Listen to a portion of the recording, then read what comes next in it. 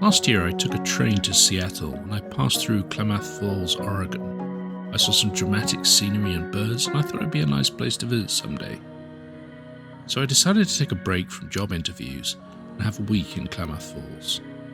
I'd been putting it off because I was afraid I'd somehow miss an opportunity. Indeed, after booking the trip, one of the companies I was interviewing with wanted me to come in for an in-person interview on the Friday of that week. They rescheduled for later in August, but I was worried I'd missed the chance to get a job. I did wonder if I should have rescheduled the trip so that I could attend that meeting. However, in the end, I thought it's more important to take a break from job interviews and relax. Klamath Falls, Oregon is about 390 miles north of where I live in San Jose, California, just across the border to Oregon. I could have taken the train or maybe flew to some nearby airport, but instead I decided to drive. This is the first long trip I've ever taken in a Tesla. I was a little unsure how it would go. Looking at the various route planners that account for range and recharging, it looked like I would need to make 2 stops, and it would take somewhere around 7 hours.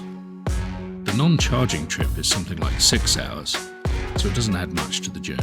I got all my stuff packed up, and then I set off about 9:30 on Saturday morning. The traffic was somewhat busy getting out of the bay and going towards Sacramento, but it wasn't too bad. I took the 680, then the 580, then the 80, and around 11:20 I had to make my first stop at Vacaville, California, just south of Sacramento. I managed to miss the turning and had to do a loop, but eventually got back to the little outdoor shopping area that still seemed to be a bit under construction in parts. There were 10 superchargers, and only one was in use when I arrived. I hooked up and let it do its thing, and then just wandered around the area. There were a few shops, some restaurants, nothing that caught my fancy, so I just stretched my legs. I did see a trampoline place which had a "Grandparents and children must have a waiver" sign, an escape room, and a curiously named Baldo's Mexican food. In about half an hour I was charged up and ready for the next leg of the journey. I drove up the 505, then the 5, and the road slimmed down to about 2 lanes at this point. As I was approaching my next stop, the traffic ground to a halt and then just crawled along. Eventually this was revealed to be caused by a collision, and a pretty serious one by the looks of it.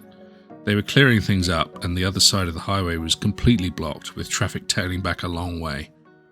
I got past it and then pulled into a rest stop for a quick break. I was back on the road and then it was not far to the next stop at Cottonwood, California, where I juiced up the car and went into a holiday market where I bought a drink and some masking tape. The tape was to better secure the camera I was using to get some time lapse of the journey. Every corner it would topple over onto the floor. Once I was charged up, refreshed, and with the camera strapped in, it was then a straight run to my destination. The road got a lot more windy and eventually became single lane, and I went from the 5 to the 97 and wove my way over the mountains and then into Klamath Falls at about 6 p.m. I checked into my room, which was on the ground floor with a view over the lake next to me, which was really special. I had a brief walk along the lake just to take a look at it, and then went for some supplies. The car was down to about 60 miles range, which isn't bad, pretty good safety margin. The hotel had some chargers, mostly level 2, one of them was a Tesla destination, one was a J1772, but both were in use. I headed over to a Fred Meyer, which is a sort of Walmart Target-esque store, a sell-everything store, where their local supercharger was. I got some supplies, charged up, and then headed back to the hotel. The hotel was right on Lake Eowana and had some pretty good views, as well as being in walking distance of the downtown area of Klamath Falls. It was a little more expensive than some of the other options, but it was very nice and well located. It even had a little convenience store that sold food and booze, and each room had a little fridge and a microwave. My room looks out over the lake, and I already saw a few birds and animals about. It was a tiring trip, but not a bad one. I listened to some audiobooks on the way and mostly just drove the car along. I thought about engaging the self-drive, but I'm not sure I trust it. I did enable the cruise control, and at one point it randomly hammered on the brakes, and there was nothing there, which was a bit alarming. Luckily the road was fairly empty, so no one was closely following me, but I left it off for the rest of the trip. Charging seemed to work pretty well. I would get to places with plenty of buffer, and then the charging took maybe half an hour or so, and the stops were perfect to just get out and stretch, to get the kinks out, have a drink, something to eat, visit the bathroom, and then by the time you've done that, the car is usually ready to go. I also had no trouble getting chargers. Both times there were plenty. I just pulled up and charged and then was on my way. No need to wait. I was a little anxious about it going in, but it did work out pretty well. I'm going to have some food, relax, play some games, maybe plan what I'm going to do tomorrow. Just before bed, my mum called, and I talked to her and my dad and my nephew who was visiting them as he was off to Cuffley Camp, and they were dropping him off.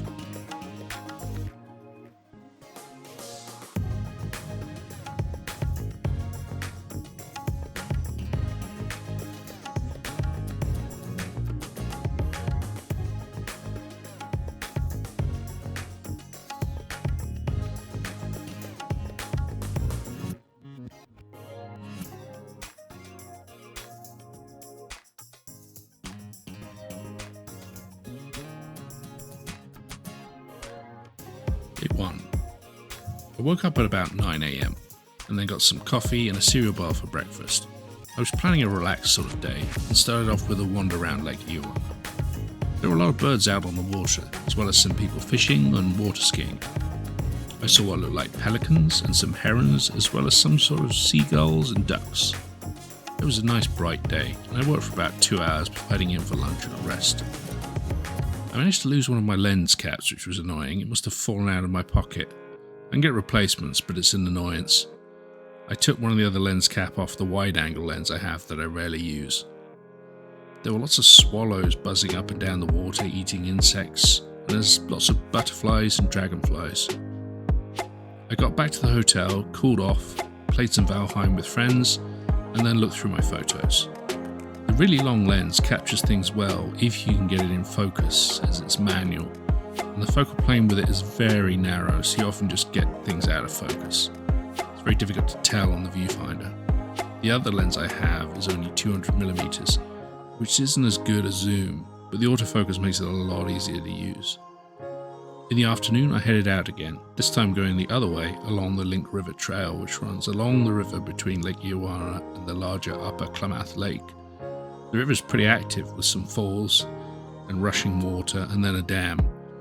As you head to Upper Klamath Lake, it opens out and smooths out a lot.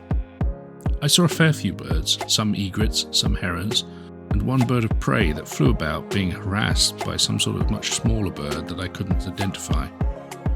I walked all the way to the end and then had a look at the lake, turned round and walked back, arriving at the hotel about 7 PM. Feeling a little parched from my walk, I purchased some Mirror Pond Pale Ale from the hotel convenience store. Then I found I had no bottle opener, but made do with some keys. I had something to eat, watched some YouTube before bed.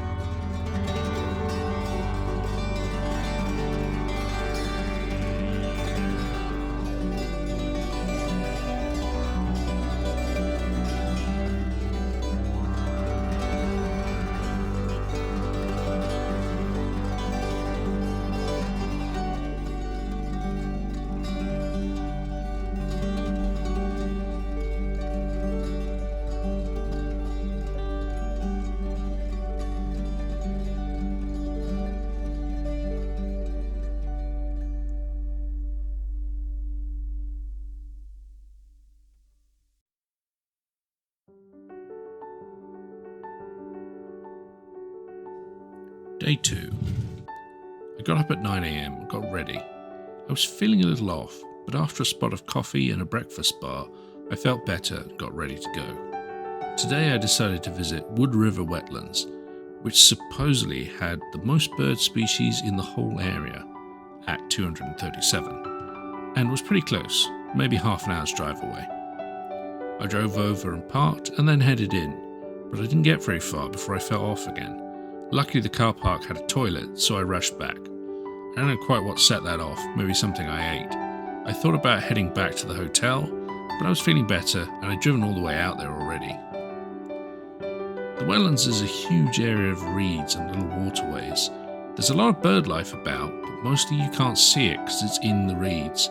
I did get occasional sightings as they popped up out of the beds and then went back in. I did see a few things as I headed down what I thought was the trail. I did get fantastic views of the surrounding hills and lake. The longer zoom continues to be tricky to use, and I had a lot of trouble telling if I was getting good focus or not. The other lens is probably not long enough for the distances. My little monocular camera is still the most useful for seeing things at range, at the expense of the image quality. I might have to upgrade, maybe go for something like a Micro Four Thirds camera where the sensor is still nice and large but small enough to allow for a good zoom without having to tote around kilos worth of glass. It got to about 1 p.m. and I was considering turning around. I was pretty warm and had nearly used up all my water, but I decided to see what was just around the corner.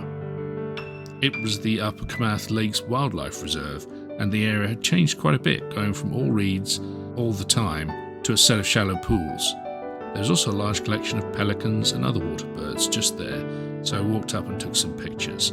There were also a whole load of swallows who were wheeling about and trying to land on top of these wooden poles for some reason. At one point, some large bird of prey flew overhead with something in its talons, possibly a fish. Google reckoned it was an osprey, or maybe an eagle. The pictures from the back as it flew away, so I'm not sure which was right. I took some snaps, then turned around and headed back. When I got nearer the entrance, I studied the map again, and I think I actually went on the wrong track.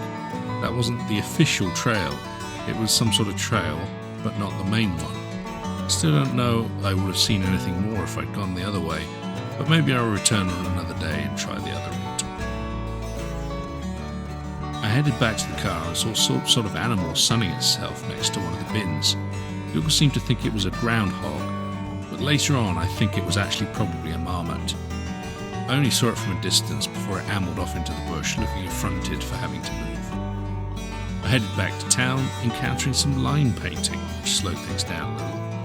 I headed to Fred Meyer's to grab some food and also pick up a pair of trousers a bit more suited to walking, as I just bought jeans. I was definitely feeling some pain from that. I headed back to the hotel and found the destination charger was free, so I hooked up and headed in. I took a cold shower to clean off and refresh, and felt a lot better afterwards. I began sorting my photos and eating a late lunch. When I got back, I discovered the lens cap I thought I'd lost the other day. It had been tucked hidden in one of the side pockets, so that was a pleasant surprise. Later I went out to move my car, not wanting to take a slot once I was up to 90% since other people might need it. For dinner I had some Indian fusion burritos. They were butter chicken and samosa flavoured, which was a pretty good option.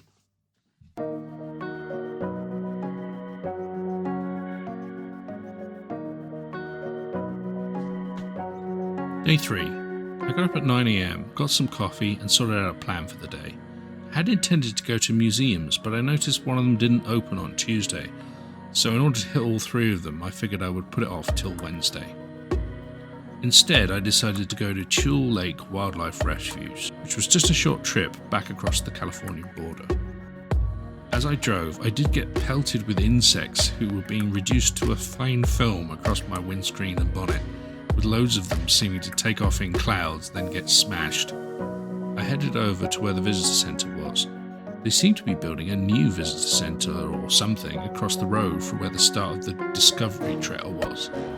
There was also the Sheepy Ridge Trail, which headed out the back of the car park and up the hill behind it, and ascends a third of a mile up the rocky overlook to the top of the ridge 200 feet above the parking lot. It wasn't too bad a climb, although given the heat, with temps in the 30s, I took it fairly easy. The view from the overlook was pretty spectacular, and I spent some time photographing it. Then headed back down, crossed the road, and headed along the Discovery Trail. Initially, it felt like there wasn't much in the way of wildlife about. The titular lake was nowhere to be seen, everything was dried up. I wondered if maybe I'd come at the wrong time of year. I did start to see some animal life as I went further in. There were a lot of reeds and bushes, and I could hear birds all around, and with a little luck did start to catch some glimpses of them.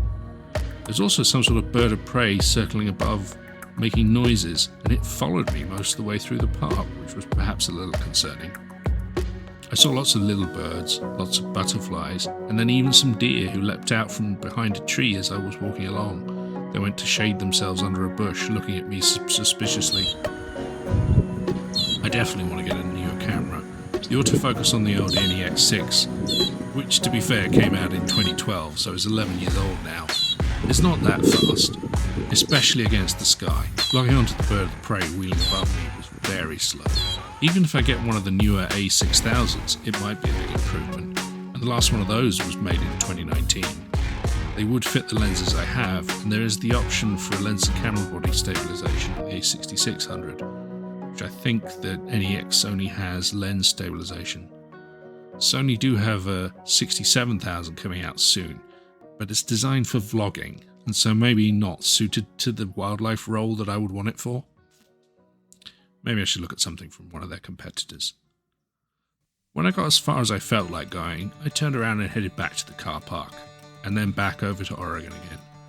The destination charger was free, so I hooked up to refill my battery. It was still fairly early, so I headed out again and walked around the lake. I also went over to the nearby park where they had the Veterans Memorial and a large steam train. I took some pictures of the train, which was just sitting there in a little enclosure with the engine and the tender. I walked around a bit more, headed back to the hotel, had a nice cold shower to refresh myself, had some drinks to rehydrate while sorting out my photos. And then when I headed by the lobby, I grabbed 2 bowls of Mirror Pond IPA for later. I had some food, sorted out my photos, drank my beer, and then attended my book club online.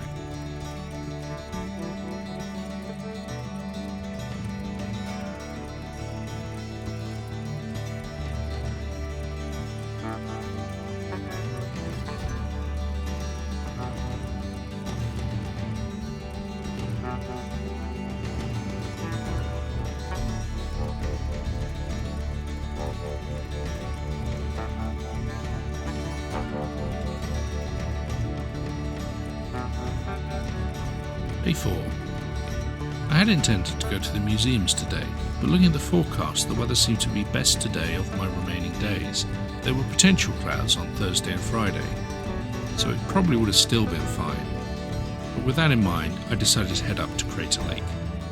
As I was getting ready to go, I got an email from Amazon, who had been set to interview for 5 hours on the next Tuesday, telling me they were cancelling. Apparently they decided to go with someone internal for the role, so that was unfortunate, but at least that frees up next Tuesday.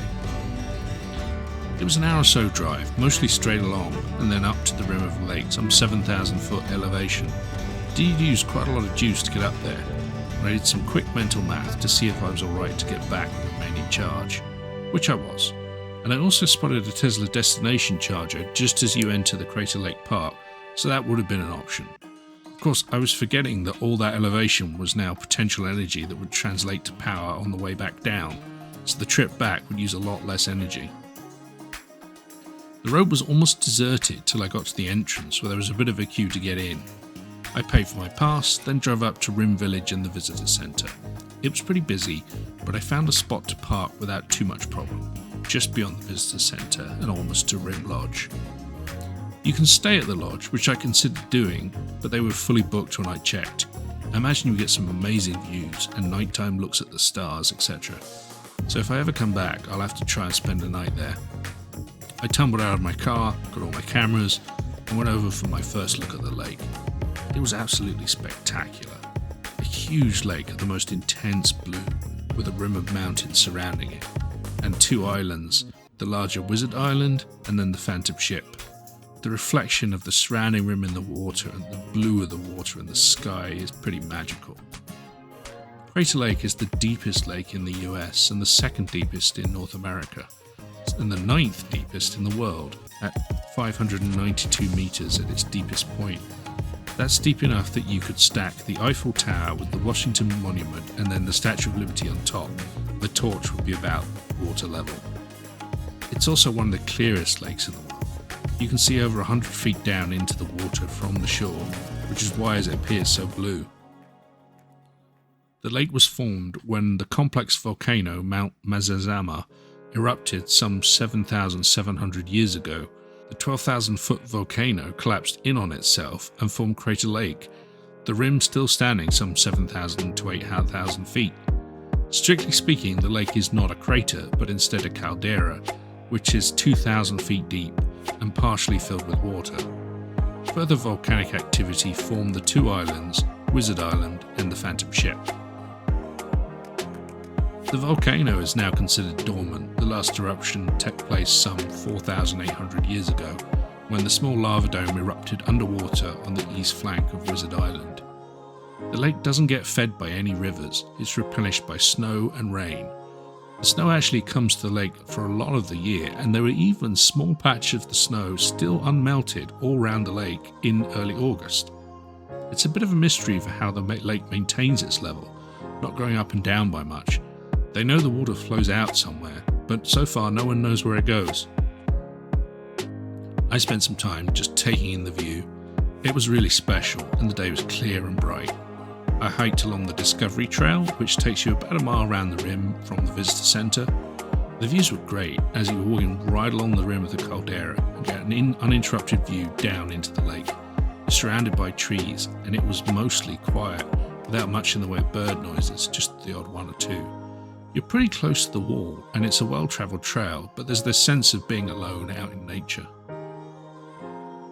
The weather was pretty nice, quite warm, going into the low 30s, but with a very nice breeze and plenty of shade along the trail. Mostly the trail was pretty level and easy, with only a few steep sections at the very end.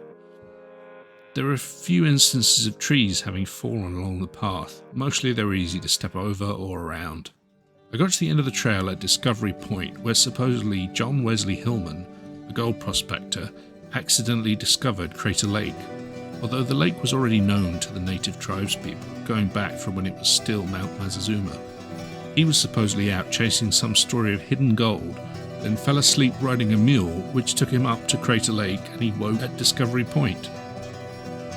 Here, the wildlife was out in force, with several Clark's nutcrackers who came right up to people, expecting food, and many little ground squirrels who did the same, and some Steller's jay who came pretty close. People feeling the wildlife is a bit of a problem, and later one of the rangers remarked on it. I spent some time getting some photos of various birds and squirrels begging for food, and then turned around and went back to Rim Village. When I got back, I decided to go on the trolley car trip around a portion of the lake. It was a 2-hour tour in a natural gas-fueled trolley car, with one of the rangers giving information and taking regular stops to see the sights. I just missed the 2 p.m. slot, so I booked in at 3 p.m. and then went to look at the gift shop and cafe. It was absolutely rammed with people, so I just went and sat where I could get a nice view of the lake and pass the time, watching the occasional ground squirrel come up and try and beg for food. The trolley set off around the rim and made something like 6 stops en route. It was staffed by a driver who I think was called Jim and a ranger who was called Kate. We drove along and Ranger Kate told us about the lake, how it was formed, who discovered it, and who popularised it.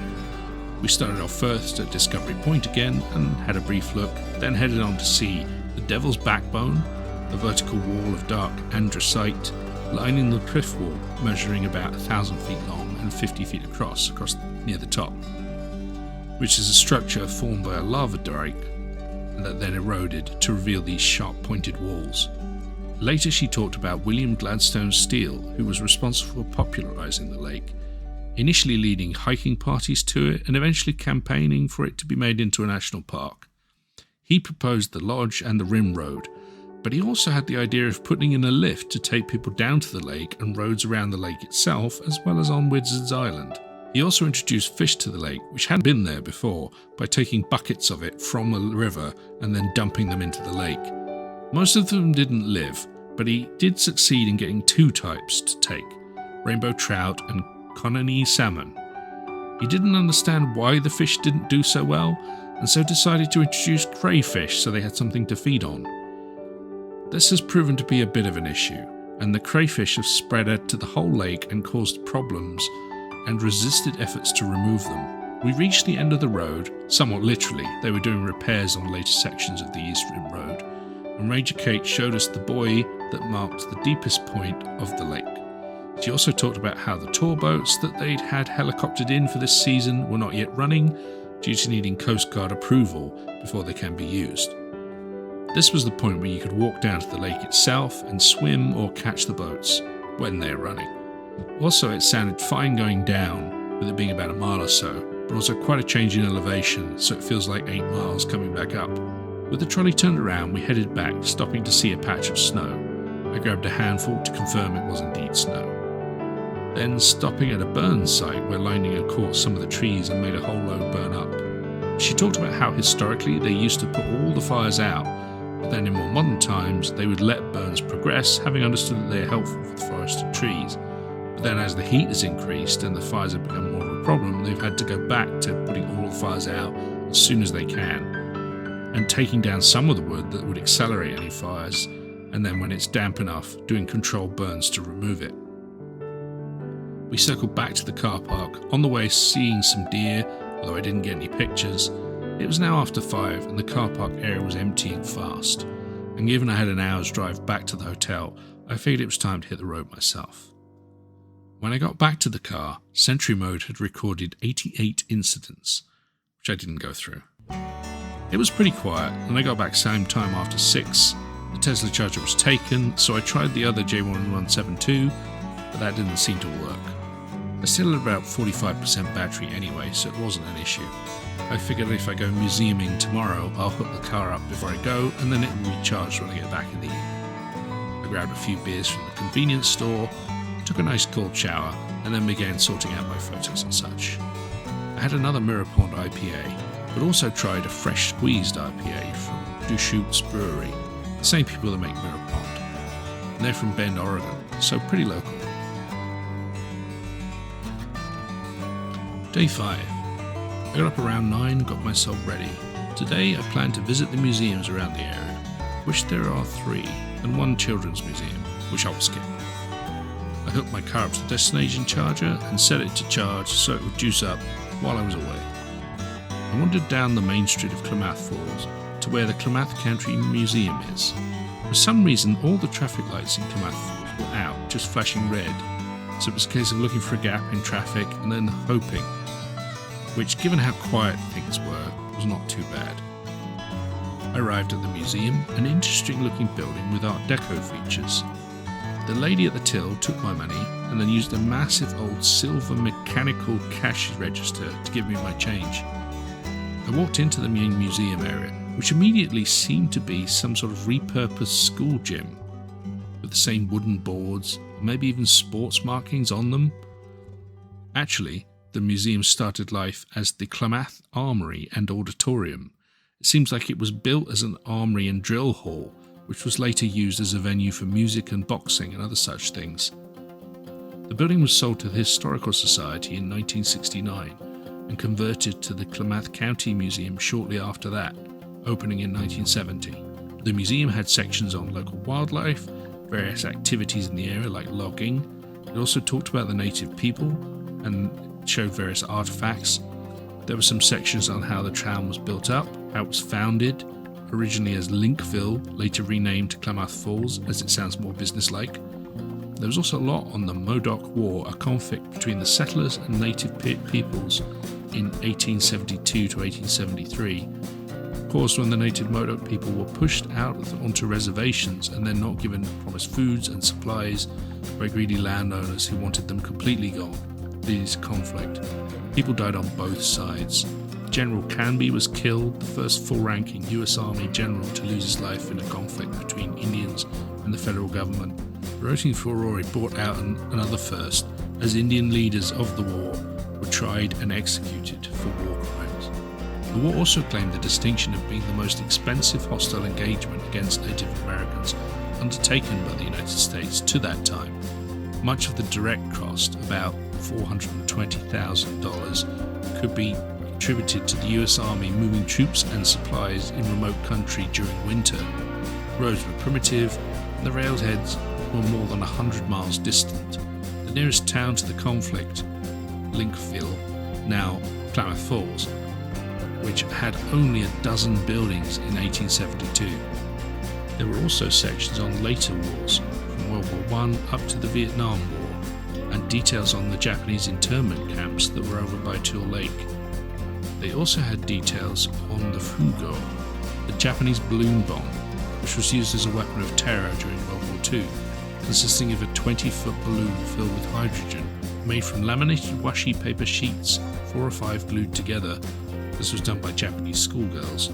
The balloons were designed to go up into the jet stream and use those winds to fly from mainland Japan to the US. They used a complex system of 3 redundant aneroid barometers, calibrated for an altitude between 7,600 and 8,200 meters. These were then connected to gunpowder blowout plugs that would release ballast if the balloon dropped too low, keeping the balloon in the jet stream. The balloons carried several incendiary bombs and one anti-personnel bomb that after a certain amount of time would be released, and then a final self-destruct would be triggered once the bombs had all dropped. They launched something like 9,300 of these balloons from November 1944 to April 1945, when they were running short on resources like paper and hydrogen. They discontinued the program because of the lack of materials and also the lack of any evidence that balloons were actually reaching the US. That lack of information was down to deliberate censorship, suppressing any news of the balloons and the results of their attack. Something like 300 of those balloons did reach the US, making them the first intercontinental weapons.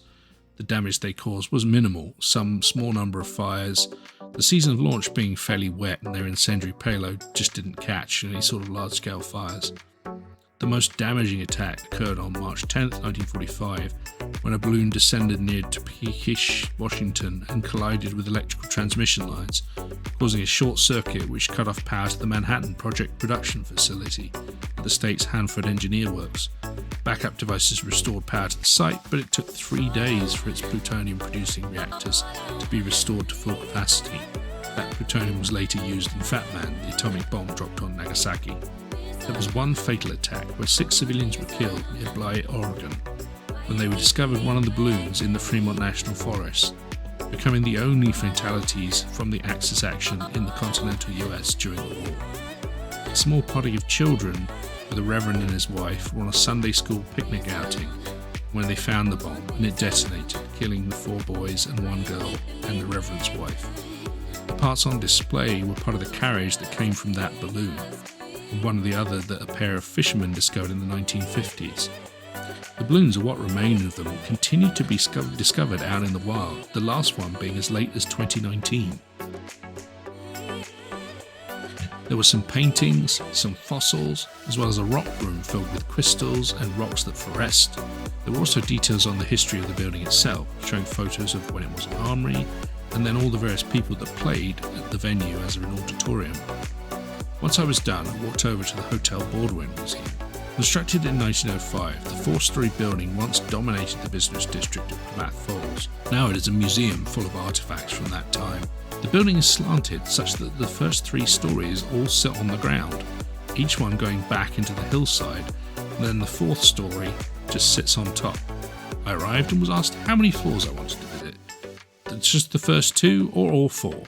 I went with all 4, and for $10, and the lady at the till took me round the hotel, giving me a tour of various rooms on all 4 floors. It was pretty interesting, with some of the rooms being hotel rooms as they would have been when the hotel was in use.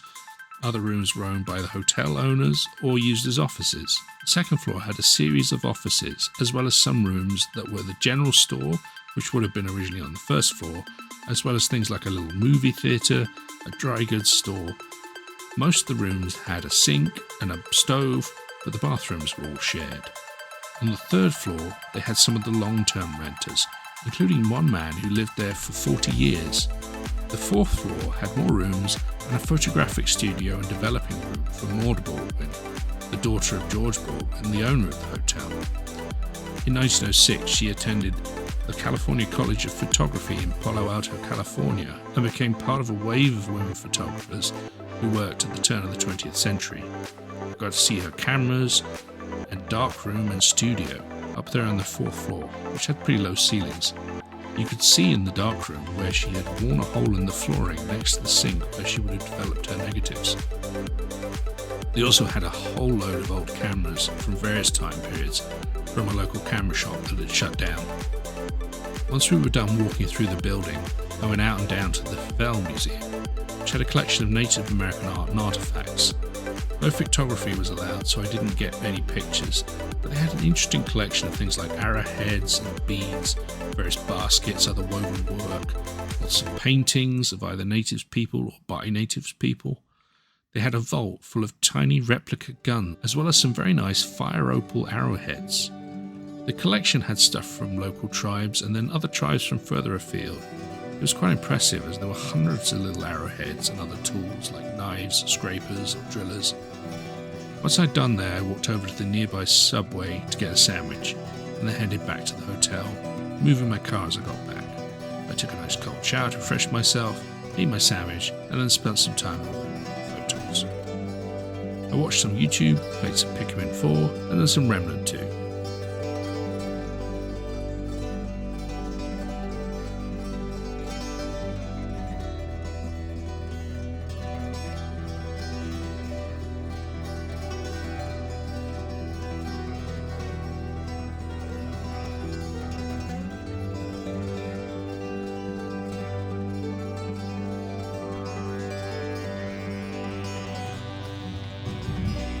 Day 6, my last day.